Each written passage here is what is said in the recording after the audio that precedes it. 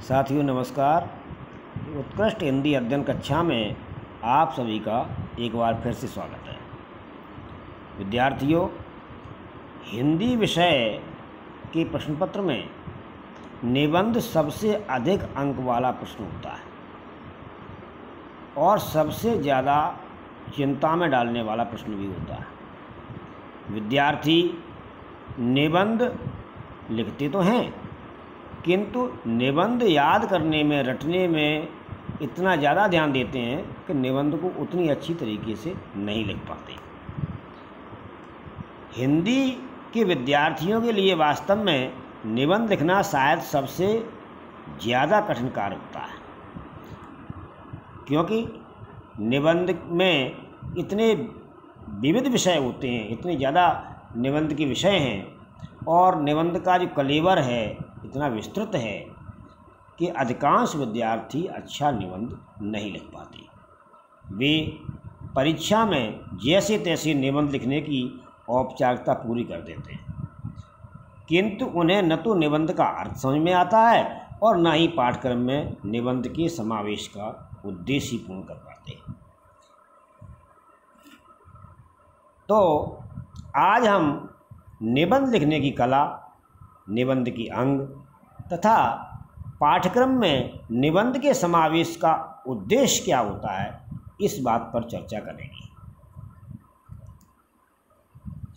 साथियों, निबंध का अर्थ है भली प्रकार से बंधी रचना, अर्थात एक विषय पर विचारों को क्रमबद्ध कर सुंदर, सुगठित और सरल भाषा में लिखी गई गद्य रचना को निबंध कहते हैं। निबंध लिखना एक कला है।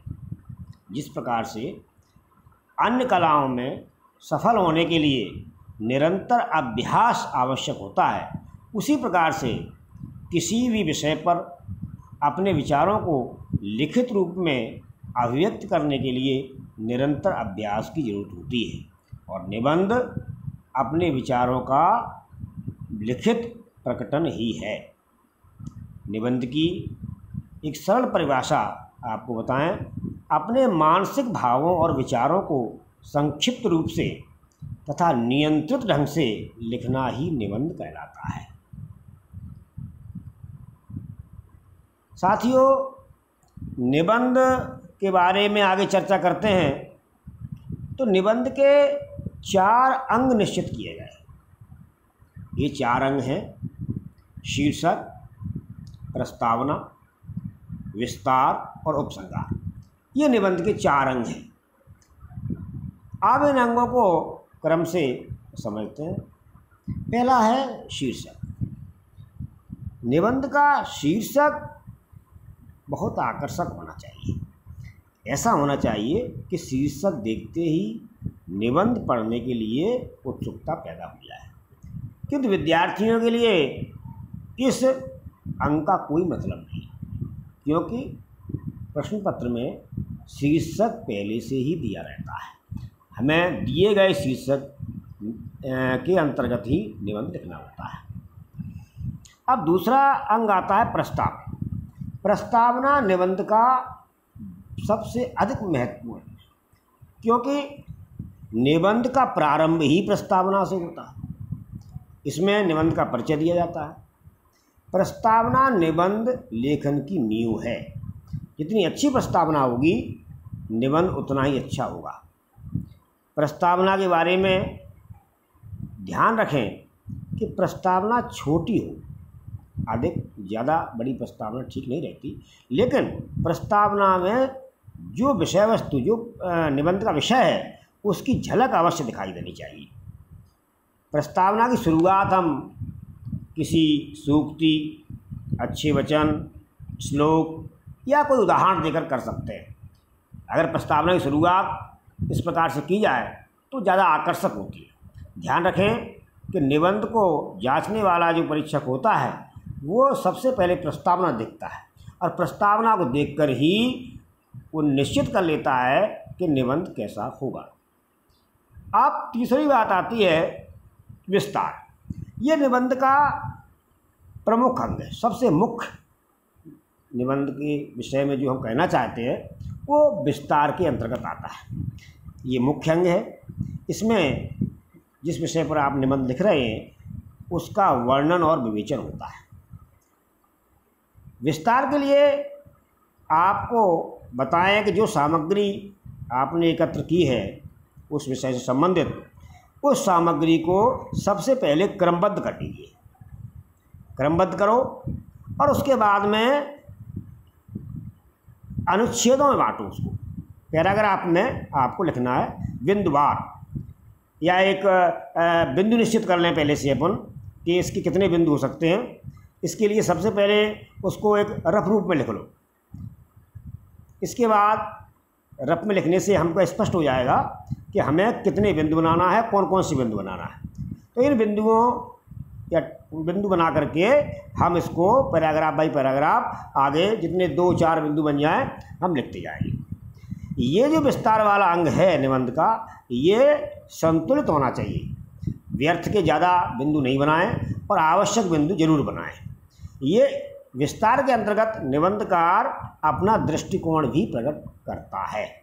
ध्यान दें, विस्तार निबंध का मुख्य अंग है और इसको बड़े ढंग से लिखने की आवश्यकता है। और अंतिम निबंध का अंग होता है उपसंहार।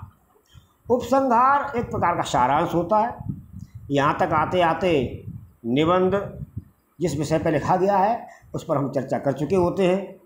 केवल इसमें जिन विषयों की विषय के अंतर्गत जिन जिन बिंदुओं की हमने चर्चा की है, जिन जिन बातों की चर्चा की है, उन सभी बातों का यहाँ सारांश प्रस्तुत किया जाता है, सार रूप में प्रस्तुत किया जाता है। उपसंहार भी रोचक होना चाहिए।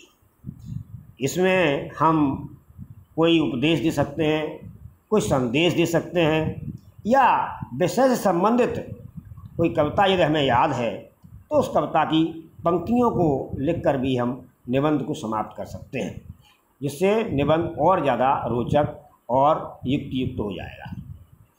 तो ये तो निबंध के भाग हुए, उसके अंग हुए। अब हम देख लेते हैं कि निबंध कितने प्रकार के होते हैं। तो निबंध मुख्यतः 4 प्रकार के माने गए: वर्णनात्मक, विवरणात्मक, विचारात्मक तथा भावनात्मक। ये निबंध के 4 भेद हैं। अब इन चारों भेदों को क्रम से थोड़ा थोड़ा संक्षिप्त में समझ लेते हैं। तो पहला वर्णनात्मक जो निबंध होते हैं, इन वर्णनात्मक निबंधों के अंतर्गत स्थानों, वस्तुओं, ऋतुओं तथा त्योहारों आदि का वर्णन किया जाता है।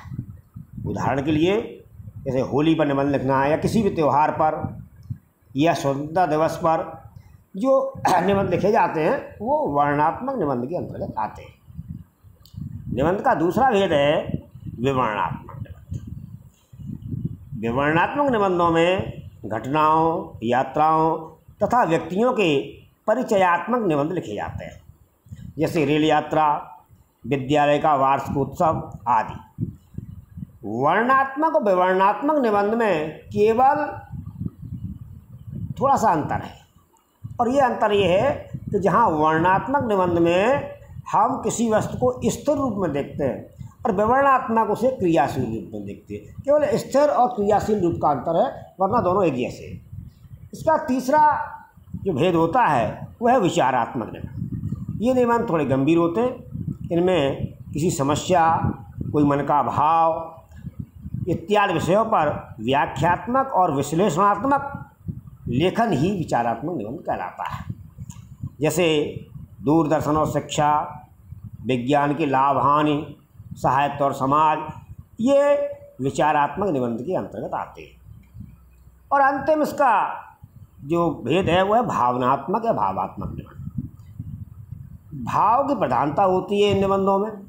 ये निबंध कुछ कुछ कविता जैसे होती है, इनकी भाषा अलंकारिक होती है और भावों की प्रधानता होने से ये निबंध भावनात्मक कहलाते हैं। जैसे परोपकार, देश प्रेम, धर्म इत्यादि पर लिखे गए निबंध भावनात्मक निबंध कहलाते हैं। ये हुए निबंध के भेद। अब निबंध लिखने के लिए जब हम तैयार होते हैं तो कुछ विशेष बातें, कुछ महत्वपूर्ण बिंदु हैं जिन्हें समझ लेना आवश्यक होता है। जैसे सबसे पहले तो ये समझिए कि निबंध जिस विषय पर हमें लिखना है या हम लिखने जा रहे हैं उस विषय का पर्याप्त ज्ञान हमें होना चाहिए। आधा अधूरा ज्ञान यदि हमारे पास है तो निबंध निश्चित तौर से हम अच्छा नहीं लिख पाएंगे।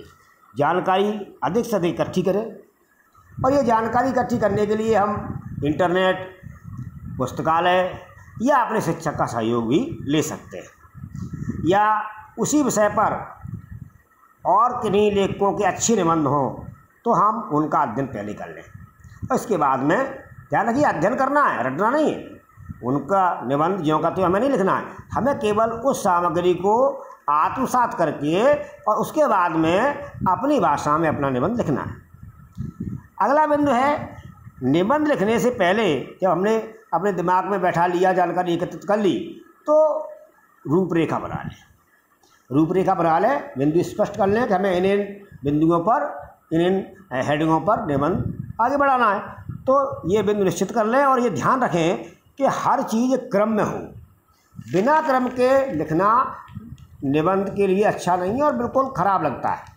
सबसे पहले बिल्कुल बिंदुओं को स्पष्ट करें और एक क्रमबद्धता होनी चाहिए।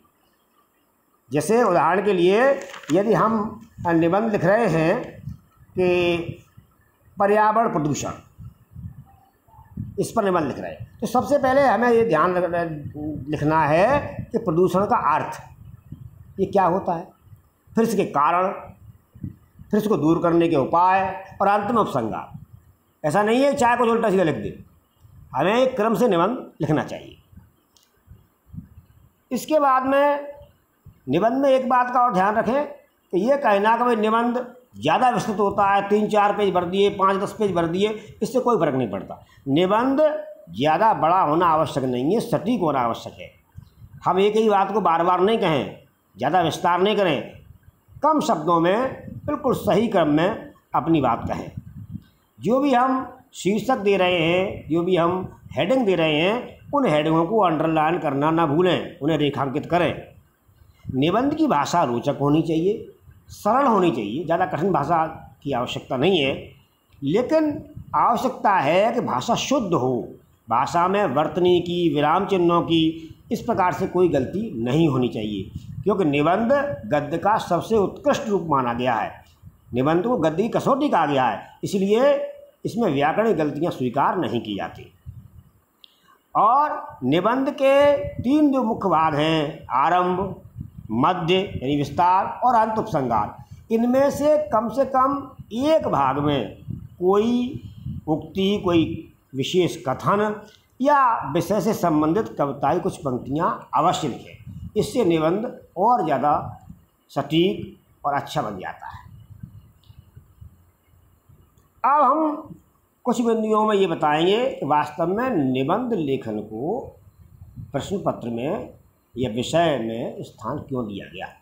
विद्यार्थियों के लिए निबंध लेखन में पारंगत होना या निबंध लिखने की कला सीखना आवश्यक क्यों है। इसके लिए पहला बिंदु है कि विद्यार्थी अपने विचारों को एकत्रित करना एवं संतुलित तरीके से व्यक्त करना सीख पाएँ। ये पहला उद्देश्य है निबंध लेखन का। दूसरा है भाषा को उपयुक्त रूप से प्रयोग करना सीख पाएँ। निबंध यदि आप लिखने का अभ्यास करते हैं तो भाषा अपने आप आपकी अच्छी हो जाएगी। भाषा का उचित स्थान पर प्रयोग करना आप निश्चित तौर से सीख जाएंगे। उनका वैचारिक स्तर निश्चित हो सके। निबंध जब आप लिखेंगे, निबंध लिखने का प्रयास करेंगे बार बार, तो निश्चित तौर से आप विचार करेंगे, तो आपका जो वैचारिक स्तर है वो निश्चित हो जाएगा, अच्छा हो जाएगा। किसी भी विषय पर छात्रों के स्वयं के विचार हों तथा वे अपने विचारों को सकारात्मक दिशा दे पाएँ।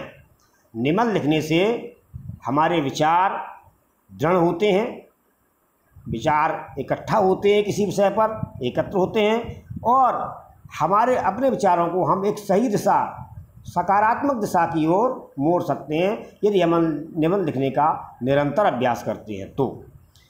इसके अलावा आलोचनात्मक दृष्टिकोण विकसित होता है।